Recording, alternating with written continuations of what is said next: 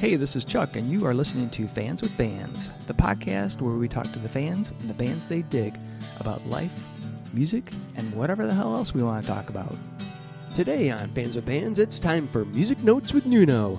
Check it out. Hey, this is Fans with Bands, and it is time for Musical Notes with Nuno. Nuno, how are you, buddy? Hey, I'm great, Chuck. How are you, man? I'm doing fantastic, man. I've been looking forward to our chat because I knew we were going to get into, we never know exactly where we're going, but No. we start with an idea and we go from there. Let it flow. Yeah, yeah. And so this time we're talking about guitar players, eh? Yeah, shredders. Shredders. Would be more exact, right? Not Teenage Mutant Ninja Turtle shredder, not that kind of shredder, but, or not the shredding. Yeah, not the paper shredder that you use. No, not the paper shredder. No, not that kind of shredder as well. No. Awesome. So who are you thinking of when you what comes to mind first when you hear guitar shredder? What do you think of? Well, I think of guys like Steve Vai, Yngwie Malmsteen, that sort of fellow, Joe Satriani.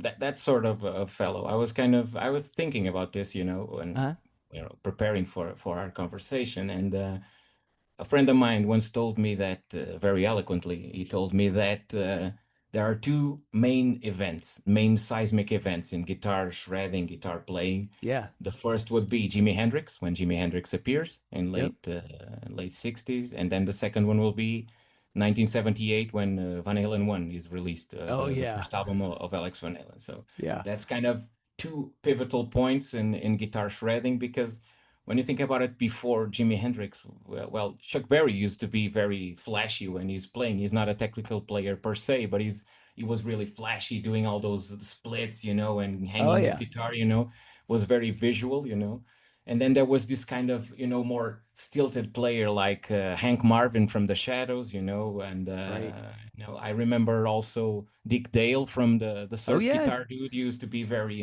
Yeah, he was, his awesome, guitar playing was influential for sure. Yeah, very influential and forgotten sometimes when talking about guitar playing. And so that was kind of the idea I had start from there, because and then when Eddie Van Halen comes, it's another stone in the pond, a lot of ripples, Right.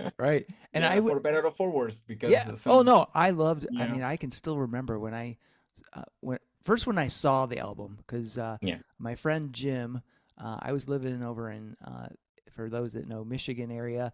I was in Pinckney, which is like northwest of Ann Arbor, about an hour from Detroit. So we're there. I'm at my friend Jim's house. It's probably like 1979, I would say. And there was he had an older brother, and his older brother had Van Halen 2, which has Eruption on it.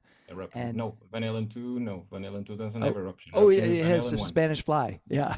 Spanish Fly. That's yeah. And so he goes, man, you got to check this out. So we listened to it. I was like, oh my God, because at that time, probably the most flashy guitar player before that we were listening to was Ted Nugent. He was. Double Live Gonzo was everywhere, and a fantastic record, fantastic live release. Yeah. But then that album, and slightly before that was Ace Frehley, who was pretty showy on the first on that Kiss Alive album.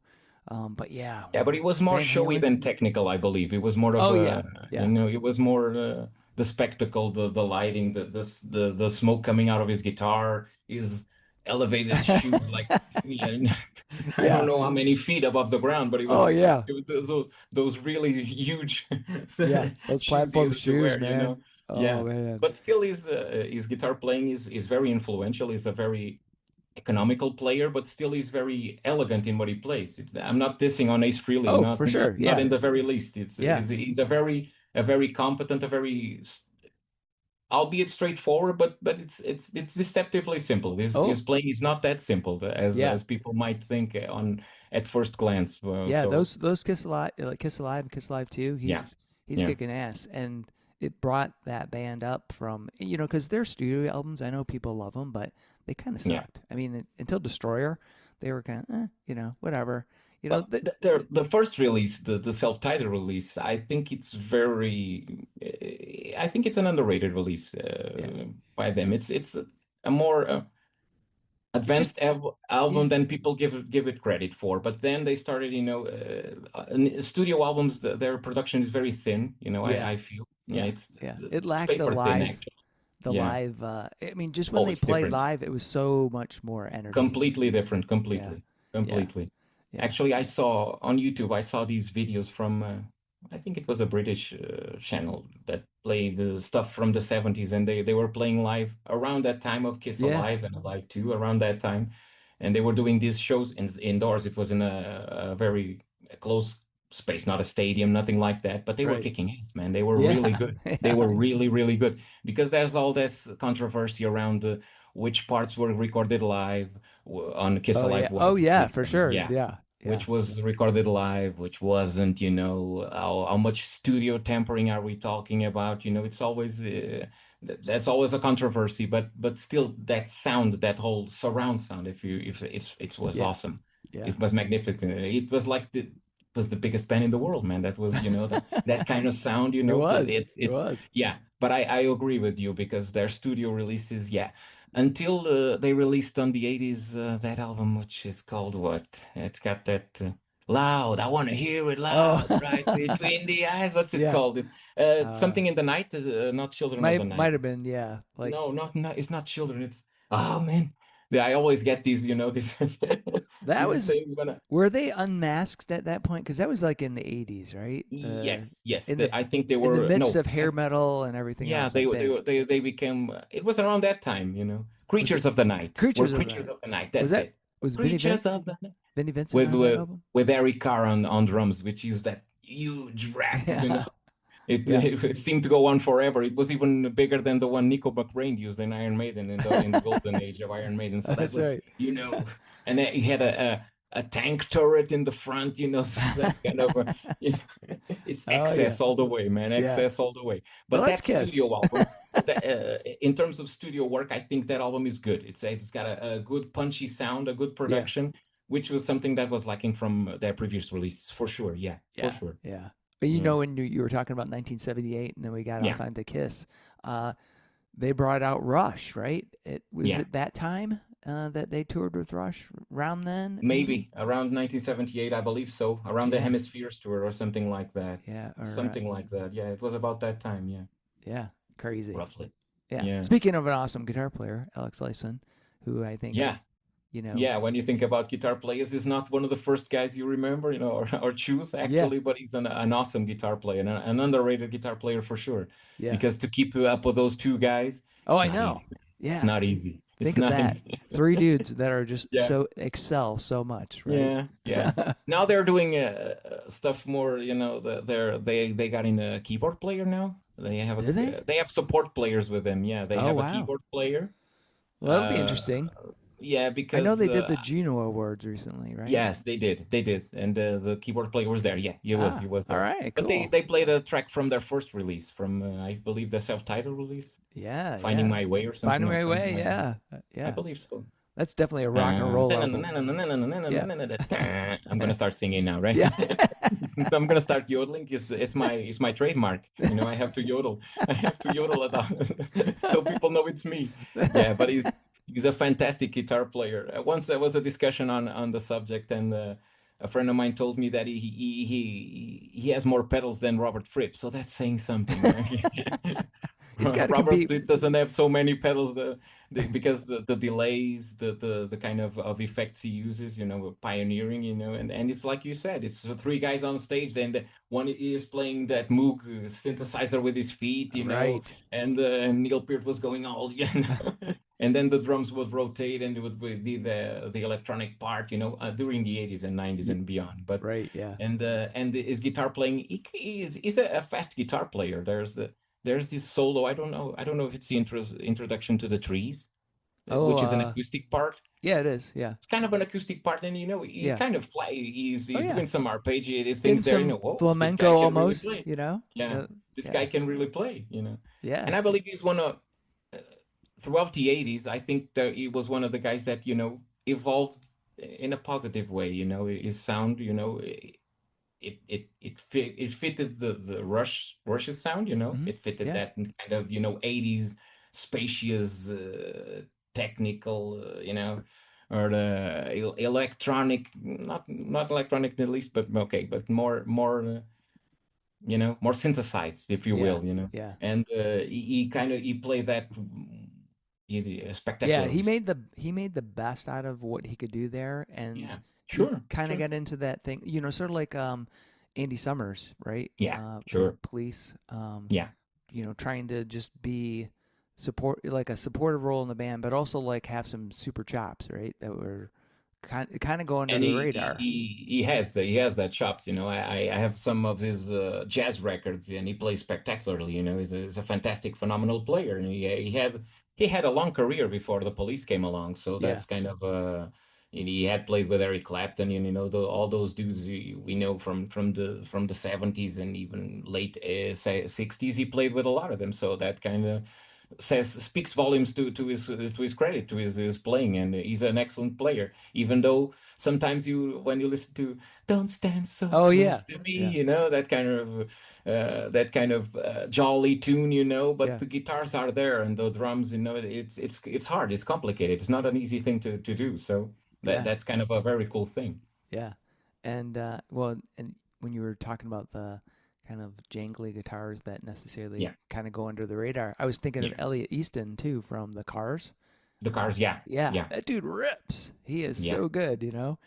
But you don't think of He it because does you these. think of the Cars, Yeah, right? You're like, yeah. oh, You think it's of the just gonna Cars, be, but he has the ability to do these short burst solos, but they yeah, are phenomenal. They're so well played and so economical at the same time. yeah, It's just a few bars, but it's, man, you wish that go on forever. So yeah, for sure. And because they're I definitely, was yeah, I was watching an interview by Nuno Bettencourt, the Portuguese guitar from oh yeah, Extreme Portuguese Guitars, yeah, and I was he talked about the guy from the Cars. He oh said he was one of his guitar heroes because the guy was awesome, and he is. He yeah, actually is. When you listen to the Cars, you listen to that popish stuff, but when he kicks in, he always kicks ass. It's always on point, always great solos, yeah, even if they're short bursts of, but they right. are awesome, Yeah, awesome. yeah, And like that, you were saying, they yeah, fit perfectly within the yeah, tune, but they're yeah. not just like overblown.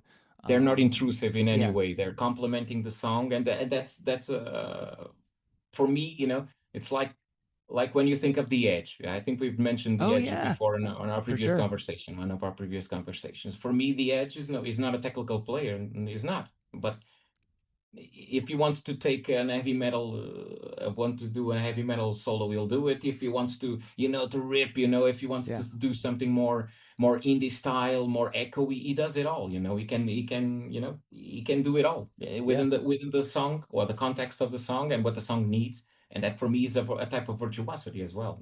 for Yeah, sure. Well, yeah, and as you were talking about that and thinking of the Edge, I went to David Gilmour because yeah. another player that does serves the song but has these dazzling solos, just Yeah. That fantastic. was probably one of my first, I was thinking, what were my first, guitar heroes, Yeah, probably was Pink Floyd, was David Gilmour, yeah. and also listening to Matthias, although he's not considered a virtuoso per se, but he plays really well. Matthias Japs from the Oh Scorpions, yeah, from Scorpions, yes. listening for those songs that you love. Here I am, Yeah, rock you like a hurricane. The song yeah, that I know you love, no? yeah. Or But Blackout. I The solo in Blackout. Blackout is Yeah, fantastic. but he's a great player, and Yeah, he came after two fantastic players. He, yeah, he had to he had to fill in the shoes of Michael Schenker and Uli John Roth, another yeah. fantastic, phenomenal player. So that's Right. kind of it's not an easy feat. Yeah, And yeah, then exactly. I remember listening to Edward Van Halen's solo on "Beat It," Michael Jackson. I Oh, remember right. that as well. I said, Yeah, "What the hell is going on?" I was listening to a pop song, and then this tapping solo in here. What the hell is this? What the yeah, hell is going on in here? So that's kind of for me, was also one of my, inspirations, if you will, for for sure. for I mean, because starting to. Thriller was everywhere, and I remember Yeah. hearing it because they didn't really say that it was Eddie Van Halen at first, right? They just Yeah. No, kind of like that it kind was of Michael Jackson, it was it and was then you're undercover. Yeah, it was. yeah, Yeah, and you're it like, was not whoa, not divulged. No. and I was like, that sounds like Van Halen. And it was. It was like, It was the guy, right? yeah.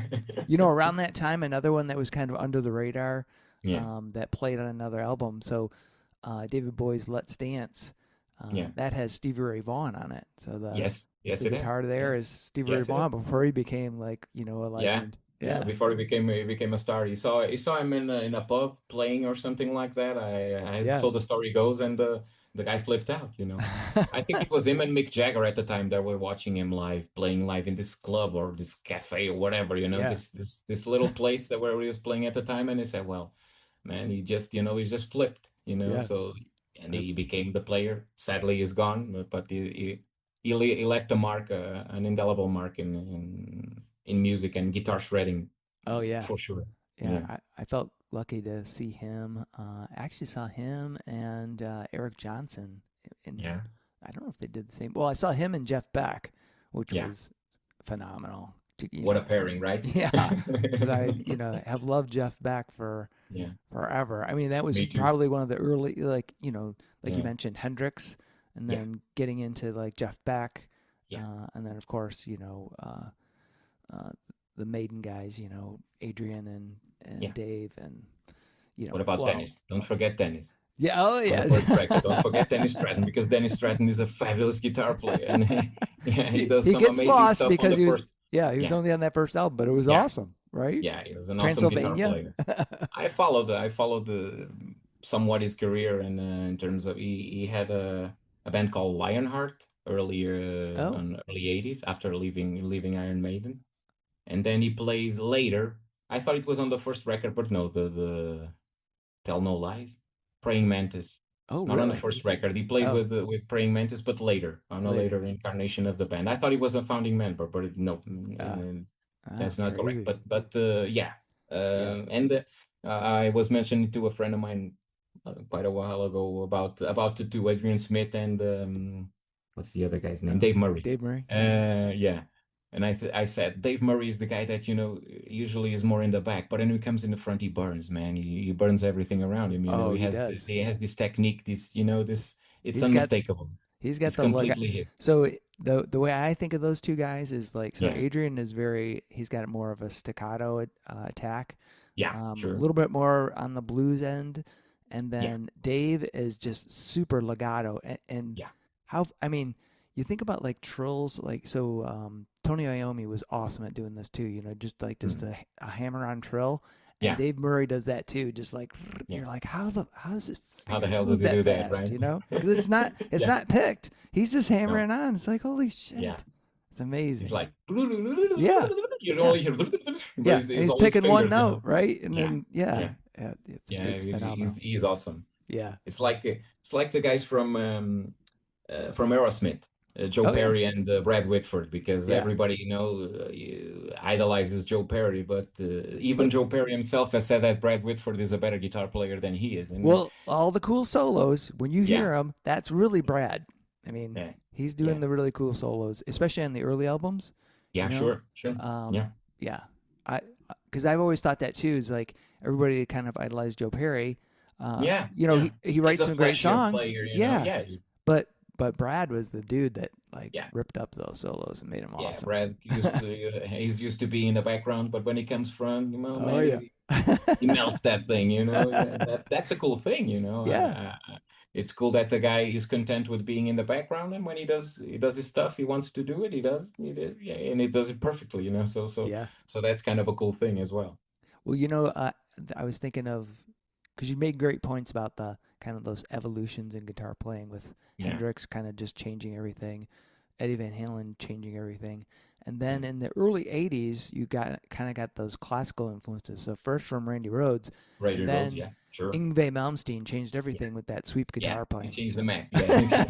I mean, you may like him or dislike the guy, but his technique, which he kind of ripped off some of that from Ritchie Blackmore, but he took it to the next level. Took it to the next level. Yeah, it's different. It's a different thing because Ritchie is more of a blues based player, and when Yngwie comes along, the guy is more of a classical, Paganini and stuff. All that kind of arpeggiated things the Paganini did on the violin, he tried to do that same thing, you know. Yeah. And that because I remember when I said, well, I like them, Yngwie. Yeah, I'm going to talk about Yngwie Malmsteen because I like them, you know. Yeah.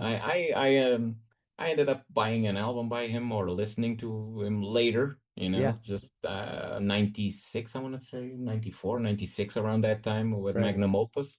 Oh yeah. I've seen him live.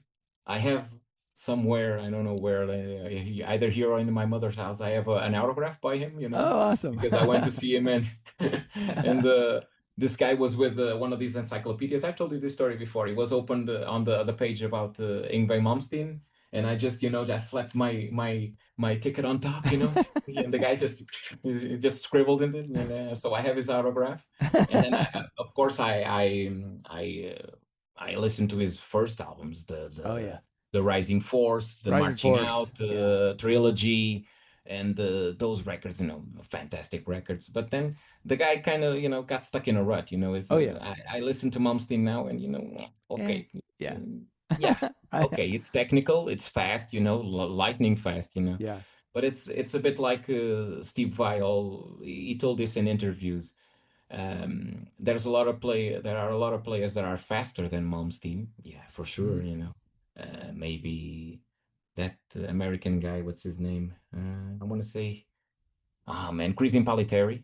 Okay, so it's kind of the technique. You know, Paul there's always, Gilbert. you know, sweep picking. Yeah, Paul Gilbert as well. But what Steve Vai told, and I agree with him, is that the sustain, you know, the finesse with which Yngwie, he's fast, but he's still got this warm, you know, sound to him, you know.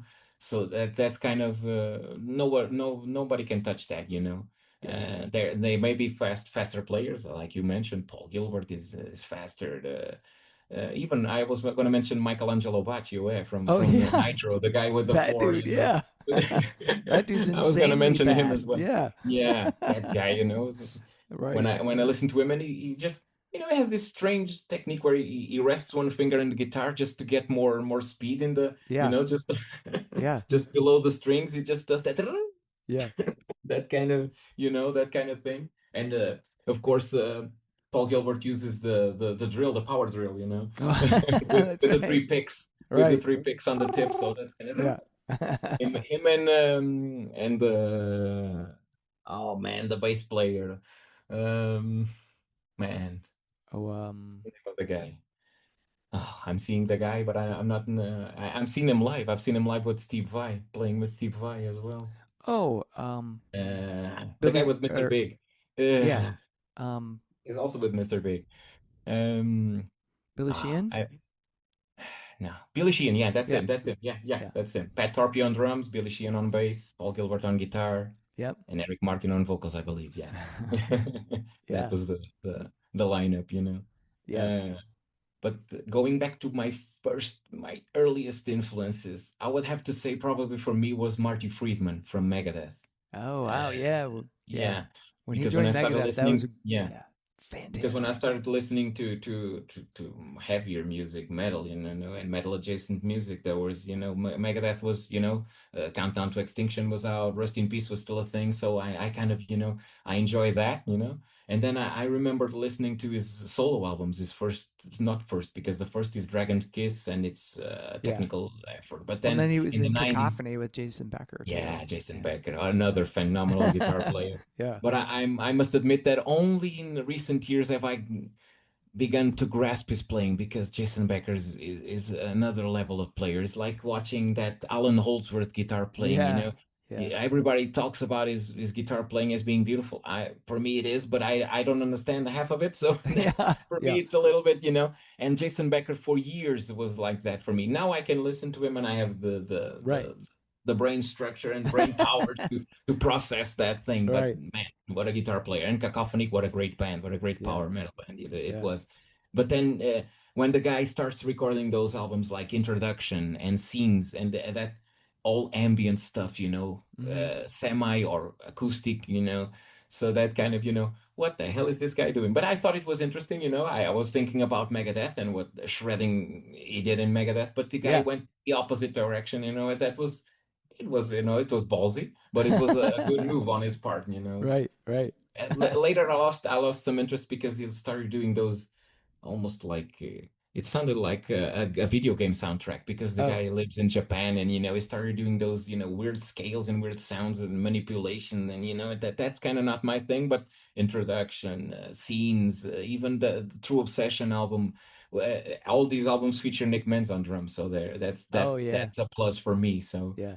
no, but I tend to, say, yeah, well, Mari Friedman was probably the first, probably my first guitar hero. And then Paul Gilbert as well, even he made me laugh when he did those Guitars from Mars videos, and there was all these kind of quirky effects, just because it is not the videos were about guitar playing and not at the same time, because he was always doing these quirky things, these quirky montages and stuff, and because the guy has a weird sense of humor as well, so that kind of translated to the videos, because it was completely different from other videos that I saw videos from guys like Vinnie Moore, and even Richie Kotzen, those Tony McAlpine, all those videos, all the all the shredder runs, those, those videos from those guys, and it was all technical, and now you do this, and I'm gonna do it half speed, dun, dun, dun, dun, dun, dun. I'm gonna do it fast,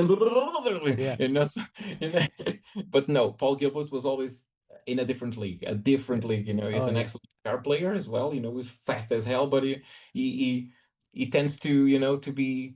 His humor tends to be self-deprecating. Okay, he can make fun of himself. That's kind of an awesome thing, actually. Yeah, yeah. I got into all those. So I was thinking at first about my first kind of real guitar hero, and I would probably have to say that's Randy Rhoads. I mean, as much as I enjoyed Van Halen, Randy Rhoads, is just like God to me, and wanting to be like him, and to some extent like Dave and Adrian from Iron Maiden, because I got into Iron Maiden around the same time. Yeah. So all three of those guitar players, I had. Or instrumental, yeah. I think was it that first guitar I got? I think it was a black, like the knockoff Strats. It was a Fender, but it was like not. Well, the very first guitar I had was a Fender Telecaster, which was, it was fine. It was cheap, but it was a nice guitar. Yeah. But not the best to play metal, right? yeah. It doesn't look very metal. So I had to get. So yes, because at that time, V, man, that's the yeah. Flying V. The Flying V is the guitar. Yeah. Then I got I got a Ibanez Red Flying V. So I could be sort of like Randy, and then I also got a that black Strat, so I could be sort of like Dave. So yeah. And I always wanted to get one of those. They were at that time. I believe Adrian played like an Iceman, and sort of like that X kind of guitar that Dean made later on. That Dimebag played for Dimebag. Maybe. Yeah, I know what you mean. It's like a star, right? Shape. Yeah, and sort of like the Explorer. Yeah, well, sort of like a Yeah, the S end was a V, but then it had a little pointy thing on the bottom, right? So it kind of it looked like a. I think Marty Friedman also had a guitar like that once. I think he did. Yeah, I think it's on the cover of Cacophony, or the first record. I don't know what the name of the first record now. I know the name of the second, Go Off. The first one I don't remember. Speed Metal Symphony, something like that. Oh, it might be. Yeah, I think so. Yeah. It tracks Speed Metal Symphony, right? It does. So it that's a good name for an album. As any guitar shredding album, Speed Metal Symphony, right? But that was like the after Randy, that started, and then of course there was Yngwie as well. But that kind of started that whole, like you mentioned, Paul Gilbert, Jason Becker, all these Tony McAlpine, all these and I got into that for a while. But after a while, it all started to sound the same, and I just it becomes stale, right? I still have some of those albums, but I'm like, Racer X and stuff, which was good, but after a while, you're like, I'm kind of burned out on it. Oh, it's not for every day. No, I understand, and I agree with you. I'm on the same page. Sometimes I want to listen to shred guitars. I'm gonna listen to Racer X. I'm gonna listen to those things. Yeah, sure, but it kind of after a while it becomes a little, just, okay, I'm gonna listen to something else. Yeah. Because Yeah. and then on the 80s we have a lot of guys. I know you like George Lynch, for instance. Oh, for I know sure. you, Yep. you do. And we had Vito Bratta from White Lion as well. Oh yeah, yeah. When they did that cover He had of that kind of, what was it? Radar Love. Radar Love from Golden Earring, yeah, Yeah, the Dutch fantastic band, solo. Yep. yeah. And then was it Tooth and Nail, the Dokken album? Tooth and Nail, yeah, yeah. Because I remember hearing Paris is Burning and That's George from Lynch. Breaking the Chains, I believe. Is that Breaking the Chains? Yeah. Yeah. Well, that solo in there with George, I was like, oh wow. Yeah. Yeah. So good. It's awesome. And then there was what was the other one? The Winger guy, the Red Beach. Oh yeah, Red Beach. I went to a guitar clinic. That actually that purple guitar you can kind of see that he played that guitar. Yeah. And I bought it used because there was it had been signed. The signature's it got rubbed off. I didn't care. Actually, I used to own. So he did this clinic in Ann Arbor at this local music store that's sadly now gone. But he played that guitar, which I had another guitar like that. It's an Ibanez 540, really thin and great playing guitar. Anyway, he was playing that through a Marshall, and I was in the market for a Marshall and then a second guitar. And so I bought the Marshall head that he played, and I bought that because they were used. And so they were selling them a third off. I'm like, all right. So that's my Red Beach connection. Yeah. Okay. Yeah, we've talked about him before, so I knew what I was getting into when I mentioned it. So. But he's a hell of a guitar player, and Winger. It was the music was okay, but compared to Dokken, I think Winger was better.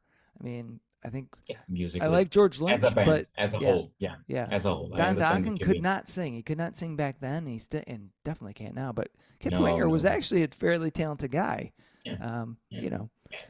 Just the music was kind of. I don't know if I mentioned this before. It's good to listen to these songs without the Bull Hill production, because there was many years ago they did a demos release. So it was all the songs from the first album and maybe the second. I might be wrong in this, but definitely the first one, and then some of the second, that were completely stripped of those, 80s polish excess. Just the guys playing.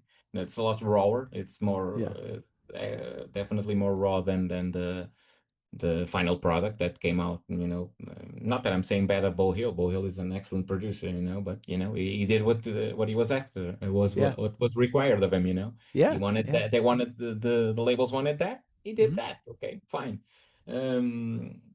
And that's got a merit to itself. But the stripped down versions are for me are better without some of those keyboards. I don't think I've listened to that. I'll have to check that out then. Because that sounds very interesting. You should. It's raw. It's kind of, I believe it's what they were going for. But then the record label stepped in, and said, "No, and we need some keyboards in here. We need a little flash. We need a little flash. We need those big hairs. We need those perms walking around. That's right. Yeah." Speaking of perms, I remember now from John Norum, because I remember listening the Final Countdown when it came out. It had a burning solo gig. From John Norum, and I'm gonna see in Europe live, hopefully on June 6th, if I'm not mistaken. Fantastic. June 6th. Yeah, I'm gonna see them live. It's nearby. It's near Porto, so I'm gonna do it. I'm gonna take my wife and want to see Europe. Yeah, okay, let's go. Let's go and see Europe now. That'll be cool. Awesome. Fantastic. Actually, I've been trying to reach out to some of the guys, but I can't, just to interview them. It would be cool. Oh, yeah, that would be awesome. They're coming to Portugal. That would be awesome, but got no replies. Oh, bummer. Nobody replies to Nuno. Nobody likes Nuno. Oh, man, come on. Reply. Reply, please. Yeah, on a tangent, I get that some of these, folks get so many emails they can never reply, but there are some folks that don't get that many. I'm almost positive, and they still don't reply. I'm like, just tell me no. I mean, just that'd be fine. Where just there's tell, a yes, there's fuck a no. off, Okay, whatever you want to do, it's fine. But just to leave you hanging, come on. Actually, I'm in another tangent, going on a tangent. I'm trying to interview Terry Glaze from Pantera. Oh, the original awesome. singer. Yeah, that'd be cool. And he was very fast to reply to me at the first time. He said, "Let's make it happen," but then he Oh. just kind of disappeared off the radar. Oh. I'm gonna have to to see. Hey, Nuno here. Yeah, I remember we want. talked about We talked about. I want to talk to you about those great albums, Projects in the Jungle, I Am the Night. Man. I want to talk about that. But Yeah, that getting would be back cool. yeah, to the guitar playing. I don't know if you're familiar with this. I love this guy, and he's from I think it's Norwegian band. I want to say, yeah, maybe TNT. And the I guy's know name the is band, but I can't. Ronnie Latecro, the guitar player. Because that guy, is completely out of there. Because you think he's gonna do a normal solo, and he doesn't do it. It's like Tom Morello from Rage Against the Machine. Okay, he's got this killer riff, and then the guitar solo is like an helicopter sound or something, or Yeah. or a whistle, or a Right. fire truck, whatever. But and this guy is kind of like that, in a different way, but it's kind of like that because the riffs are so Yeah. are mechanical, great riffing, and then the solos he goes off on whatever he's doing. It's not. I don't know if that is technical or not, but the guy is completely out of it. But he's great. It's good to listen. It's good to listen to him. And Yeah, I'm trying to think if I've really ever listened to TNT very much. I don't know if I have. everyone's a star. You're gonna make me sing again, right? Yeah. You're gonna I make me sing. I don't know if I. Everyone's a star. I mean, I'm Shining in the familiar with the name. spotlight tonight. No. That one was more well known song at the time, And but I th- getting back to the Europe portion of this, the guy that replaced John Norum on those last albums that they did, which was the one had the girl from Lebanon, and the other one was Out of the Night or something like that. Well, it doesn't matter. It was two albums he recorded with them. Key Marcello, a great Oh, guitar player, yeah. a fabulous guitar player. His individual note picking is, he's fast as hell, but he's just Yeah. he picks every note individually and with the speed, man, his blinding speed. It's fantastic, Yeah. It's kind of It's a shame that I think they invited him when they got back together in 2003. Uh-huh. I believe they asked them back, but he said no. I don't. He had his reasons. I Yeah. don't know what they are, but he didn't. Maybe He he didn't moved want to try. on, you know? Yeah, maybe, Yeah. maybe they didn't have hair or enough hair, Yeah. to get a perm on, That's right. Yeah. One of these days I was watching what I don't know, maybe it was a Megadeth video, something like that. And I don't know if it was Foreclosure of a Dream, maybe? Yeah, maybe Foreclosure of a Dream from Countdown to Extinction. I was looking at it on YouTube, on TV, on the YouTube app, and my wife came in and she said, "Well, that guy goes to the hairdresser to have his hair, because it was all, yeah." And I said, "Probably, probably he does that, Oh yeah. Oh, I'm Yeah. sure there had to Yeah. have been some back in those days. Yeah. Yeah. Late 80s, Yeah. 90s. Yeah, for sure.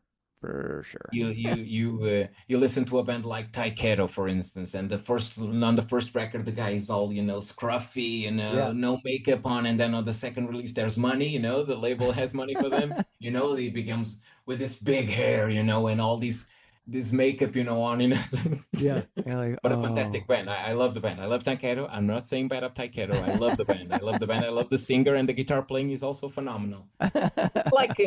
Like Skid Row. Skid Row had Dave Zavo and Scott Hill.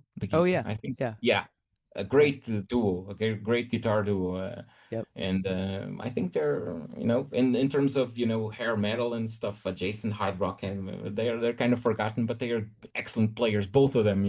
Yeah. And then Skid Row as a band, it's a cool band, especially the releases with Sebastian Bach on vocals. Yeah. Yeah. And then there's this. Eric Norland was something like that. Eric something, not Eric the Viking, but Eric something. That did one of his.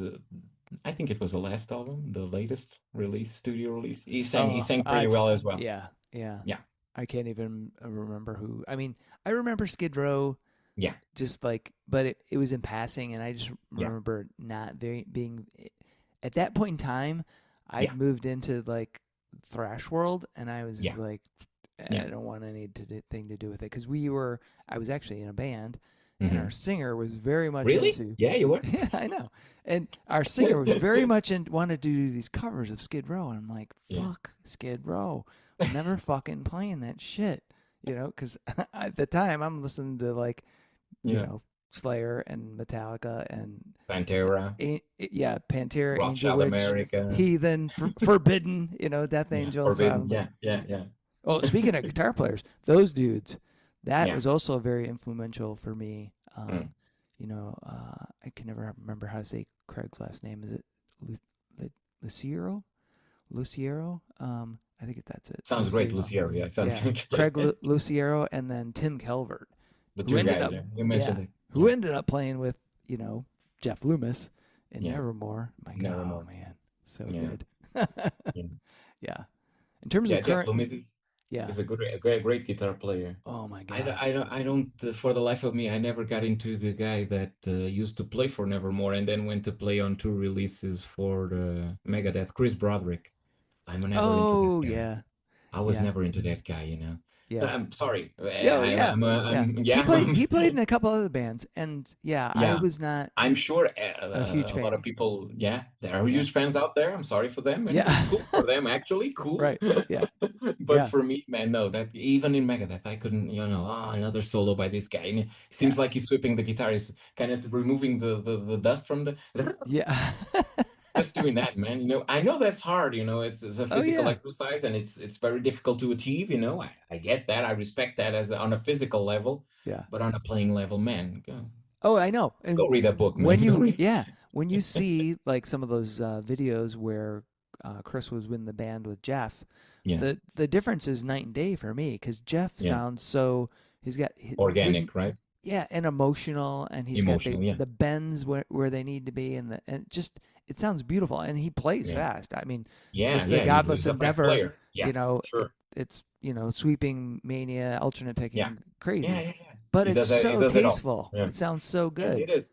And then you hear Chris Broderick, and it's like, it feels a little player dull. that can stay grounded, be technical as hell, but still stay grounded, and you can listen to them and be interesting. That's kind of.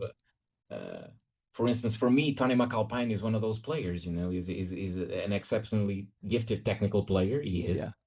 I've seen him live with, like I said, I've seen him with Steve Vai and his band. Yeah, Steve Vai. It was Steve Vai. It was Billy Sheehan on bass. It was Tony McAlpine on guitar and keyboards.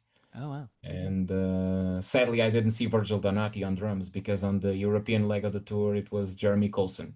Nothing against Jeremy Colson, but Virgil Donati, is up there, and Jeremy Colson is down here. Right. Sorry for that, but it's true. And it's true. Don't judge me. You out there, you all know Virgil Donati doesn't. Jeremy Colson can't carry a candle or tune or whatever. Not even with 10 sticks. He could do anything against it, but. I saw them live, and I think it was Steve that there was a solo portion from Tony McAlpine, and he did this incredible piano thing on the keyboard, but with the piano sound, the piano. Yeah, and the guy goes, "It's not fair that a guy that plays so well the guitar also plays so well the keyboards, man. It's unbelievable." And then we started, because the guy, it was a really cool thing to say. So it's a really talented guy. Actually, on I believe it's on a George Lynch album. I'm gonna say no, a Vinnie Moore record. I believe he plays on a Vinnie Moore record, and he only plays keyboards. He doesn't play guitar at all. I think it's a Vinnie Moore release. Oh, maybe I'm wrong. Yeah. Because I'm thinking about. I think I may be mixing things up because there's an album by Tony McAlpine called Total Security, in which George Lynch plays on two tracks. One or two tracks. Okay, so I'm kind of mixing my guitar heroes and my drummers and this is all going in, but it'll make sense in the end. Hold on, because bear with us. It'll all make sense in the end. I definitely got into Tony because I have some of his albums actually. Yeah. And that was again in that time frame when there was a bunch of shredders, and there was even Wasn't there some label that a lot of them were not Shrapnel. compact? Shrapnel, yeah. Shrapnel Records, right? Yeah. Mike Varney. Yeah, Mike Varney, that guy. Mike Varney Yes. used to, put him out, churn him out like, like they Yeah. were cut. Oh, that's right. Because I bought Steeler. Because that was the Ron Keel when he was Yeah. in with not Tony McAlpine, but Yngwie Malmsteen. Yngwie Malmsteen, yeah. The first, I think it was the first American band that he was in. Yeah, yeah. It was Steeler. Then it was in Alcatraz. Yes. Oh, that's really good, actually. Yeah. The Alcatraz albums? Yeah. And then I was a kind of I thought it was weird. A couple of years ago, I saw the release or the announcement of a release of a little box set by Cherry Red Records with all their albums and stuff, singles, live tracks, and whatever. And for the life of me, I can't find it. I don't know if it ever was released or if you go to the web of Cherry Red's, it's there. It's there. The little box is there, but I don't have it, and I don't know where to buy it. I don't know if someone knows. Hook me up on the comment, like usual, because I don't think that ever was released. But and then there was this guy, because it was on that band. It was so unfair because it was Malmsteen, then it was Steve Vai, and then Steve Vai left to join David Lee Roth's band. And then this guy, I'm sorry, I don't know his name, but he was a very good player, a good guitar player, but he kind of, got lost in the shuffle because when you're in with Malmsteen and, that's going to happen. Malmsteen and Steve Vai, it's going to happen, The third guy, who's the hell is that, Yeah. It's like... Didn't they have a killer drummer too in that band? Wasn't it? Like the dude that... I thought these guys used to have a... Well, I know I'm remembering now Racer X and Scott Travis is on drum in that. And that's Scott Travis, Yeah.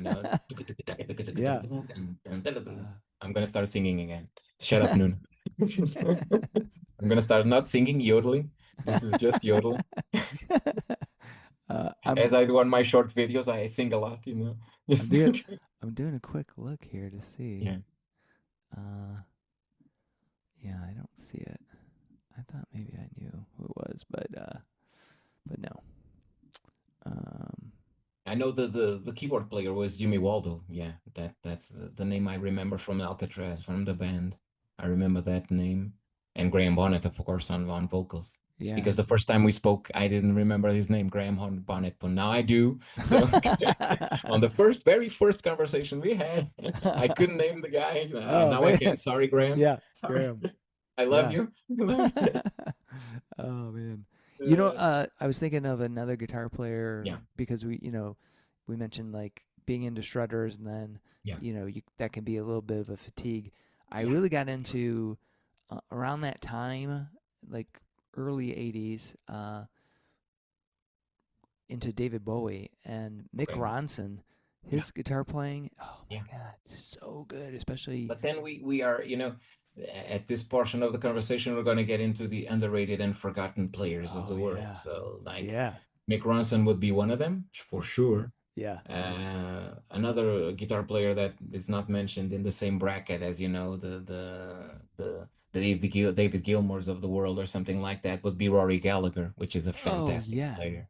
Yeah, for sure. And then one a little more obscure, Roy Buchanan. The guy's awesome player. Those guys from the 70s that tend to be forgotten and are very good players. Yeah. And even when you talk about Peter Green on Fleetwood Mac before he got his head toasted by the drugs and play Meltdown, but that guy could play. He was hell yeah. He was Eric Clapton used to say that the guy was so that's kind of a big thing when he does it because around that time I think, or maybe a little later probably. Terry Kath from Chicago. Terry Kath from Chicago, yeah. The guy who died with a firearm incident, terrible situation, Yeah, but that dude was fantastic. So good. But that's another thing. I was talking to a friend of mine one of these days, and he said, "Well, Chicago records blow, but but live they're fantastic." Yeah, and he's right. Yeah. Apart from the first record, the Chicago Transit Authority released, that's a good record. That's an it is. But then No, but the live release, live in Japan, live in whatever, the Chicago live at that time, go and listen to it because it's gonna be great, you know. And it's got great playing, phenomenal playing from everybody in the band. But Terry Kath would be an unsung hero. Yeah, sure, for sure, for sure. Yeah, that guy would be. And you know that I don't know if I mentioned this before. In the 80s, that there was this guy, the later Saxon covered one of his songs, "Ride Like the Wind," Christopher Cross. Oh yeah, yeah. He's a damn good guitar player. Actually, yes, he was. Yeah. He actually replaced Richie Blackmore on 2 dates in the United States when the guy was had the flu or something. Yeah. In I'm gonna say early to mid. The first time that Deep Purple went to the States, which was around 72, 73, I'm gonna say. Wow. The guy played with a band. That's crazy. He replaced Richie Blackmore because Richie Blackmore couldn't make it. He was sick at the time. So at least on 2 or 3 concerts in America, it was Christopher Cross that played guitar for them. And the guy's a fantastic guitar player. Yeah. And another one kind of within that lineage of Deep Purple is, or maybe it's Rainbow, Tommy Bolin. Deep Purple, yeah. Yeah. Fantastic. I believe Come and Taste the Band was the... I think he was on... I think Come and Taste the Band or Stormbringer. I don't know, one of those albums. Or both. No, just one. Was he on Burn? No, Burn. No, Burn is Richie Blackmore. Yeah, that's for sure. That's still Richie. That's still Richie. And the next album is still Richie because there's a song called Hold On. And the guitar solo on that was played on 1 take, and he was so pissed off with the rest of the band because they were doing this funky thing, you know, and he didn't appreciate that much. So he just got into the booth and just did that solo on 1 take, and it's a fantastic bluesy solo, one of the best that Richie Blackmore ever did. But it was out of spite that he did that. Bad Richie, you're bad. Actually, he was very sick recently. He had to cancel some concerts by his band. Whatever they're doing Richie now. Blackmore's. Yeah, Richie Rainbow, Blackmore's. Is it? Oh, Blackmore's what? Blackmore's Forest, and I don't. Blackmore's Night. Blackmore's Night. Yeah, that's it. Blackmore's Night. The band he has with his wife, with Candice Night. Yeah. Oh, okay. And he had to cancel. Fortunately, I think he's better now, but he was a little bit under the weather recently. Maybe a couple of months ago, we had to cancel some dates, and it's good that he's around and he's still playing. Right? Yeah. He's got to be up there. How old is he? I'm gonna say 84. Wow. 83, 84, maybe. Oh, you know who else is still going? That's kick-ass guitar players, Robin Trower. Robin Trower, yeah. He's in his 80s, for sure. Awesome. Robin Trower is an awesome guitar player. Richie Blackmore is 80 years old. Oh, man. Sorry, Richie. I said you were 83. Sorry, man. 3 years. Yeah. Sorry. He's about the same age as Robin Trower. Because I know Richie Blackmore is going to see this, and sorry, Richie. It's like, Robin Trower is 81. So 81? Okay. Yeah. So, Robert, great for you, man. And another guy that in the blues that's still kicking ass, Buddy Guy. Oh, yeah, Buddy. Yeah. Yeah, He's still kicking ass, man. Still kicking ass. Still doing great music. Yeah, I saw he's actually coming to Michigan this summer, I think. Yeah. But he's 89. 89, right? 89. So that is a guitar player, ladies and gentlemen. 89 years old and still kicking ass, you know? Yeah, hell yeah. Still out there touring and stuff, man. Jeez Louise. That's cool. Yeah, that's cool. Yeah. Because when you were talking about, right at the beginning of our conversation, just to reach the full circle, there's all these... these highly technical players like Guthrie Govan, and the dude is great. I'm not saying he isn't great, but when you reach, at the end of the day, okay, he's good. Okay, he's technical. Yeah. Great for you. Yeah. Where's the Paranoid riff? Where's the Smoke on the Water? Where's the nothing like that, nothing resonates, and it's kind of, it begins to be like almost like a circus spectacle sometimes. I don't know, I feel like that. It becomes more players, like, how can we be more it's just the physical, do things differently, or I don't know. Yeah, and a the lot song of players suffers. A lot of players can't transverse to that, like for instance Paul Gilbert can, because Paul Gilbert can shred, he can do hard rock, he can do comedic, he can do whatever he wants with his guitar, and it resonates. You name a few songs, and you can name a few songs from Racer X, and then from Mr. Big. A lot of but these guys, tend to be, one of the. I was watching the other day. I was watching the interview with that guy, that jazz guy that does tapping on Rick Beato's channel, Stanley Jordan. Oh, he shreds on that thing. He just uses. He doesn't use a pick. He uses his hands. Would be difficult for me because I only have one. But okay, I would just do this with one hand. But I wish I had this the ability he has in one hand, in his left hand, right? Oh yeah. But he's an awesome player, and he was explaining all his philosophy and stuff like that. It's a fascinating interview, actually, by Beato. And the other guitar player that I interviewed recently that I found was very good was Richie Kotzen. Oh yeah. We played about him because he has solo stuff. He played with Mr. Big. He played with Poison. He has some relatively cool projects with Billy Sheehan and Mike Portnoy from Dream Theater. Yep. I'm gonna say the Winery Dogs. Winery Dogs. The Winery Dogs. Yeah. And then there's this guy that used to play with Guns N' Roses.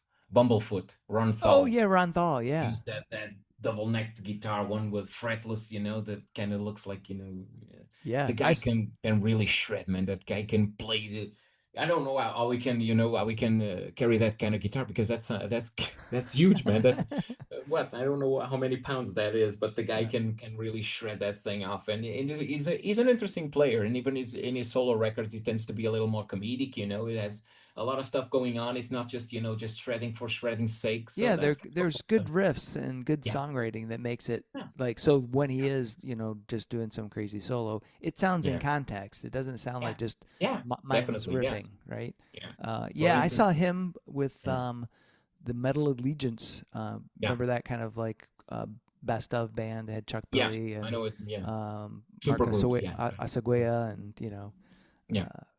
Skolnick was in there, with great. Yeah. Skolnick is my buddy on Substack. He has replied to me 1 or 2 times. Oh man, I love that. That dude, he's actually one of these days you published that photo, that Skolnick photo, and I linked it to him. I don't know if you ever got. I don't know if you ever got to put on a like or something like that, but I said, I'm going to do it. I'm going to do it because Alex Skolnick needs to see this, because it was a cool pic, a very cool pic. Yeah. Because Chuck's the photographer, ladies and gentlemen. Just so you know. Alex Skolnick, he was another influence for me, definitely back when I was playing for sure. Stuff. Yeah. The other guitar player I was just thinking of is... So I don't know if you can see my shirt, but it says Earthless and Isaiah Mitchell. Oh man, that guy. And Fish. Oh yeah, hell yeah, Fishbone. My wife said, "Why are you wearing this?" I'm going to wear a T-shirt. I have to wear a T-shirt to talk to. That's the rule. That's the rule. I have to wear a T-shirt. Gotta to wear talk something. To yeah. Because I bought the record. Awesome. And love Fishbone. I don't think it's not by any label or international label or whatever. So I bought it in the site that I was rerouted to that site from their website. So I bought it there, and I bought the T-shirt. So I bought it in a combo, a combo sort of thing. So I said, yeah, that's cool. And it's one of those bands that when I was younger, I didn't pay much attention to, but now I really enjoy the sound. And they did a killer cover of Them Bones by Alice in Chains. Oh, recently. Wow, really? A killer cover, yeah. It's a very, very good cover. Wow. You should listen to that because it's really cool. Yeah, I love that. I think I saw them. They might have done Lollapalooza, and I think that's when I got exposed. Sounds like them. Sounds like Lollapalooza band, Yeah. Like Jane's Addiction. Yeah, Papyrus. Yeah. Oh, yeah, like Dave that. Navarro. He's a damn good guitar player, speaking of. Yes, he is. Actually, for instance, take Red Hot Chili Peppers, for instance. I'm not a big Red Hot Chili Peppers fan. I'm sorry. I can do a few tunes, but whatever. Yeah, whatever. But the album, probably the album I love the most, or at least I tolerate, let's say that, I like, is the one where Dave Navarro plays guitar, which is 1 Hot Minute. One hot minute, I believe. So sorry, Red Hot Chili Peppers fans. Sorry. I know because well, yeah. I mean, I get it. Some people Oh, love it. I I love enjoy. Flea. I think he's great. But Yeah, I yeah, it's just great. And Mother's Milk, yeah, that yeah. you There's a kind few of good, listen to it. yeah. It's But cool. yeah, It's cool. and I think Anthony, where is it? Anthony Maybe Kiedis, right? yeah. I That's think his, he's originally from Michigan, isn't he? Maybe I don't know, I think maybe. so. Anthony, if you're listening, and I know Yeah, you are, I think it's I know you're Chris. gonna listen to this. Yeah, Listen to this.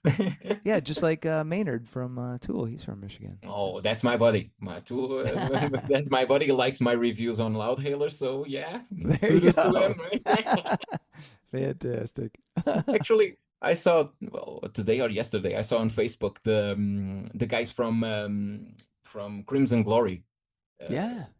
published my review or a Oh, text. really? Awesome. Yeah, they did. They did. Awesome. So it's kind of cool that they liked it. Yeah, that's Yeah, I was I always trying to love that. interview them. Yeah, I was Yeah. trying to interview them, but then Christine kind of, got in the way and said that I was doing it for the magazine. I said I wasn't, then I just mentioned the magazine as, Yeah.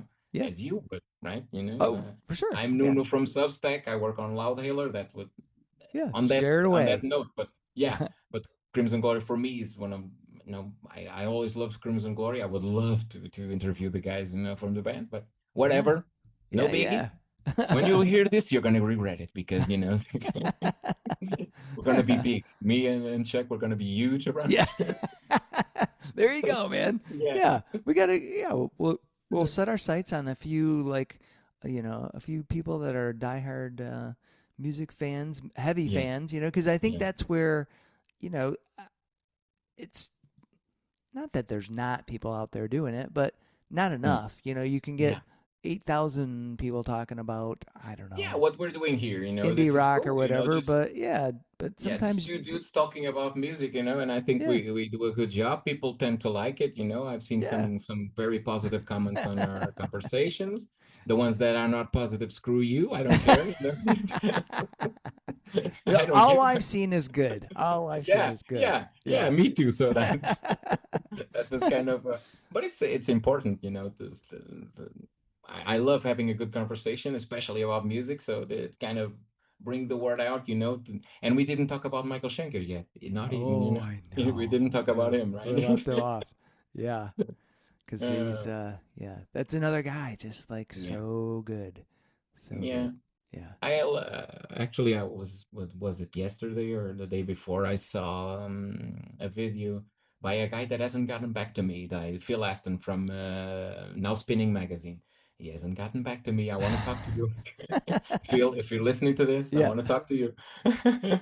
And the guy was talking about a little box set that just came out of 4 or 5 live releases by Michael Schenker Group from 80 to 84.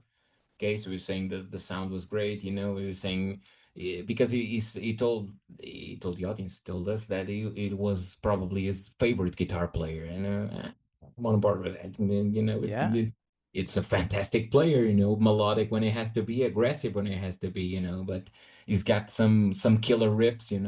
Oh yeah. And the guy can he can shred. He can play acoustic guitar like no one. He has that those.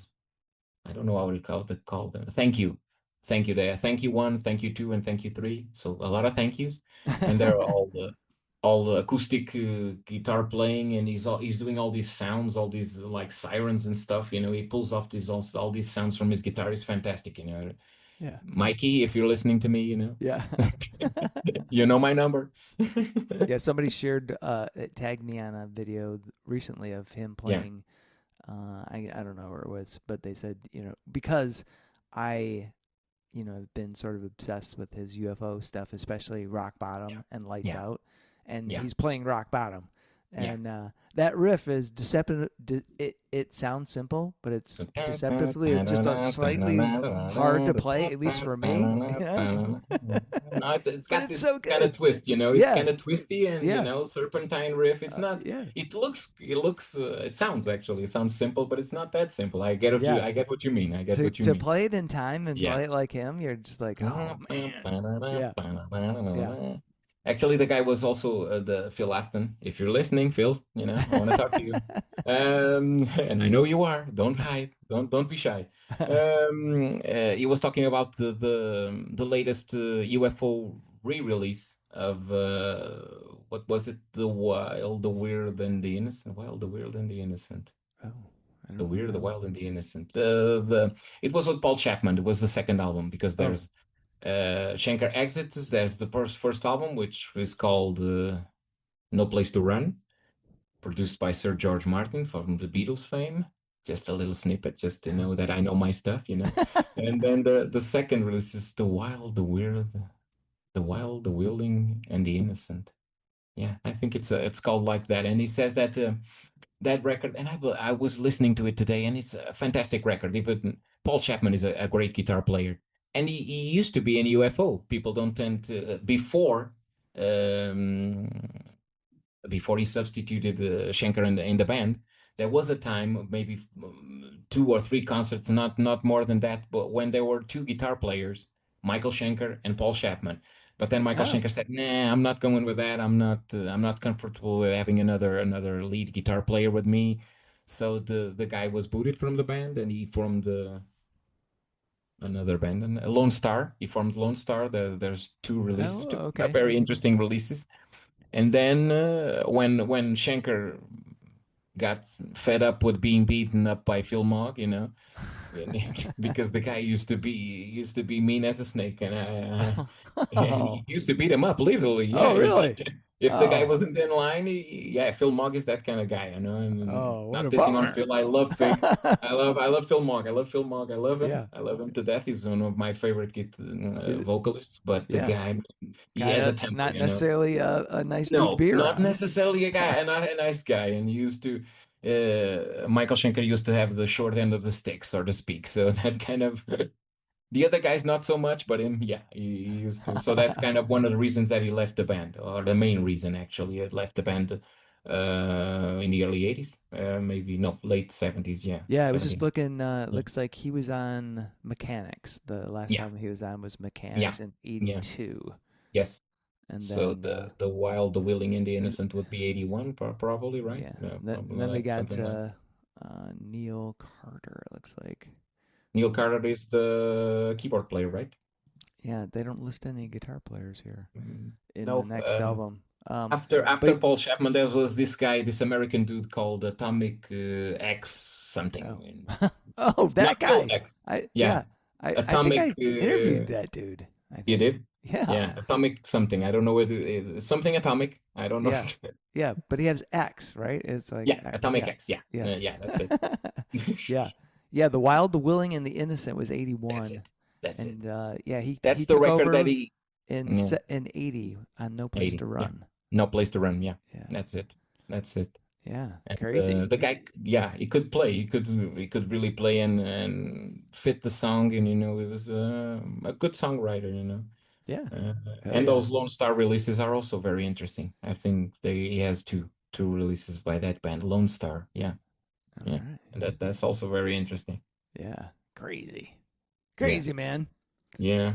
So we're approaching the end of our chat, man. Fortunately, we didn't have some technical difficulties like last time. The last time we burned 15 minutes. I don't know doing what, But, yeah. Oh, I think it was because my microphone. Something like that. Yeah. Something weird.